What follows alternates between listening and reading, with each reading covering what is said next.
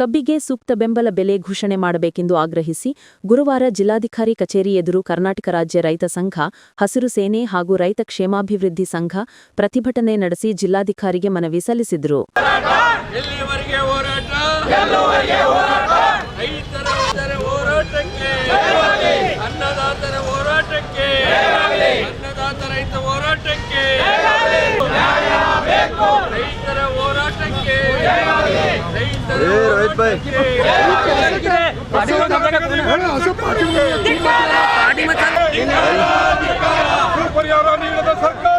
ಬಸುರ್ತೆ ಮತ್ತು ಅತಿವಾಡ್ ಗ್ರಾಮಗಳ ರೈತರಿಗೆ ಸರ್ಕಾರ ಇನ್ನೂ ಪರಿಹಾರ ನೀಡಿಲ್ಲ. ಕಳೆದ 14 ವರ್ಷಗಳಿಂದ ಈ ನಿಟ್ಟಿನಲ್ಲಿ ಪ್ರತಿಭಟನೆ ನಡೆಸಲಾಗುತ್ತಿದೆ. ಆದರೆ ಸರ್ಕಾರ ಅದನ್ನು ನಿರ್ಲಕ್ಷಿಸಿದೆ ಎಂದು ದೂರಿದ್ದಾರೆ. ಕರ್ನಾಟಕ ರೈತ ಸಂಘಟನೆಯು ಆ ಪರಿಹಾರವನ್ನು ಪಾವತಿಸಲು ಮತ್ತು ಬೆಳಗಾವಿ ಸೇರಿದಂತೆ ರಾಜ್ಯದಲ್ಲಿ ಕಬ್ಬಿನ ದರವನ್ನು ನಿಗದಿಪಡಿಸಬೇಕು. ಬೆಳಗಾವಿ ಜಿಲ್ಲೆಯ ಕಬ್ಬಿನ ಕಾರ್ಖಾನೆಗಳು ಮತ್ತು ರಾಜ್ಯ ಸರ್ಕಾರ ಇನ್ನೂ ಕಬ್ಬಿನ ದರವನ್ನು ನಿಗದಿಪಡಿಸಿಲ್ಲ. ನಂತರ ಮಹಾರಾಷ್ಟ್ರದಲ್ಲಿ ನೀಡಲಾಗುತ್ತಿರುವಂತೆಯೇ ಕರ್ನಾಟಕದಲ್ಲಿಯೂ ಅದೇ ಕಬ್ಬಿನ ದರವನ್ನು ನೀಡಬೇಕು ಎಂದು ಆಗ್ರಹಿಸಿದರು. ಇವತ್ತಿನ ನಮ್ದ ಹೋರಾಟದ ಉದ್ದೇಶ ಏನಪ್ಪ ಅಂತಂದ್ರೆ, ಮೊದಲನೇದಾಗಿ ಇವತ್ತಿನ ಸರ್ಕಾರ ಕಾರ್ಖಾನೆ ಮಾಲೀಕರು ರಾಜ್ಯಕ್ಕೆ ಬೆಂಕಿ ಹಚ್ಚುವಂಥ ಕೆಲಸ ಮಾಡ್ತಾ ಇದ್ದಾರೆ. ರೈತರ ಮೇಲೆ ಮರಣ ಶಾಸನ ಬರೆಯುವಂಥ ಕೆಲಸ ಮಾಡ್ತಾ ಇದ್ದಾರೆ. ಇವತ್ತಿನ ದಿವಸ ಪಕ್ಕದ ಮಹಾರಾಷ್ಟ್ರ ರಾಜ್ಯ 3,500 ರೂಪಾಯಿ ಕಬ್ಬಿನ ದರ ಘೋಷಣೆ ಮಾಡಿದರು. 20 ತಾರೀಕು ಕಾರ್ಖಾನೆ ಚಾಲೂ ಮಾಡೋರು. ನಮ್ಮ ಹೋರಾಟದಿಂದ ಇವತ್ತಿನವರೆಗೂ ಕಾರ್ಖಾನೆ ಚಾಲೂ ಮಾಡಿಲ್ಲ.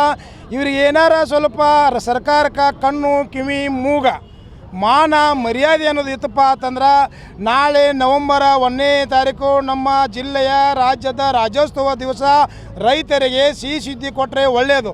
ಇಲ್ಲಪ್ಪ ಅಂತಂದರೆ ಎಲ್ಲ ಫ್ಯಾಕ್ಟ್ರಿ ಮುತ್ತಿಗೆ ಹಾಕಿ ರೈತ ಬೀದಿಗೆ ಇಳಿಯುವಂಥ ಕಾರಣ ಸಂದರ್ಭ ತರುವಂಥ ಕೆಲಸ ಇವತ್ತಿನ ಸಿದ್ದರಾಮಯ್ಯನವರು ಸರ್ಕಾರ ಮಾಡತೈತಿ.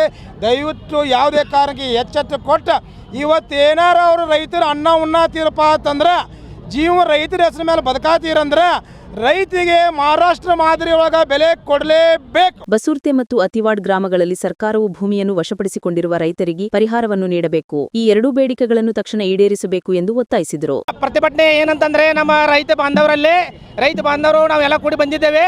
ಯಾಕಂದರೆ ಬೆಳಗಾವಿ ಜಿಲ್ಲೆಯ ಬೆಳಗಾವಿ ಗ್ರಾಮೀಣ ಭಾಗದ ಉಚ್ಗಾಂವ್ ಗ್ರಾಮ ಪಂಚಾಯತಿ ವ್ಯಾಪ್ತಿಯಲ್ಲಿ ಬರುವಂಥ ಒಂದು ಹಳ್ಳಿ, ಅದು ಬಸುರ್ತಿ ಹಳ್ಳಿ.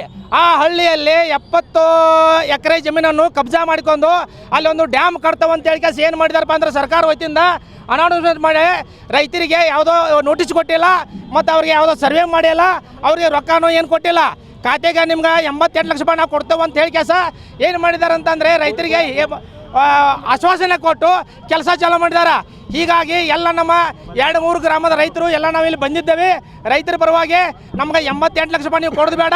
ಒಂದು ಎಕರೆಗೆ ಏನಾಕೈತಿ ಬಂದ್ರೆ ಇವತ್ತಿನ ರೇಟು ಇನ್ನು 10 ವರ್ಷದ ಮ್ಯಾಗ ಏನಾಕೈತಿ, 20 ವರ್ಷದ ಮ್ಯಾಗ ಏನಾಕೈತಿ, 2 ಕೋಟಿ ರೂಪಾಯಿ ಒಂದು ಎಕರೆಗೆ ನಮಗೆ ಕೊಡಬೇಕಂತೇಳಿ ಎಲ್ಲ ನಮ್ಮ ರೈತರ ಪರವಾಗಿ ಇವತ್ತು ನಾವು DC ಅವರಿಗೆ ಮನವಿ ಕೊಟ್ಟು ಮತ್ತು ಗ್ರಾಮೀಣ ಭಾಗದ ಶಾಸಕರಿಗೆ ಎಚ್ಚರಿಕೆ ಕೊಡಲಿಕ್ಕೆ ಬಂದಿದ್ದೇವೆ. ಸುರೇಶ್ ಪರಗಣ್ಣವರ್, ರಾಘವೇಂದ್ರ ನಾಯಕ್, ಗಣೇಶ್ ಜಾವೇದ್ ಸೇರಿದಂತೆ ಇನ್ನಿತರರು ಉಪಸ್ಥಿತರಿದ್ದರು. Vinod Kolkar, KMM news, Belagavi.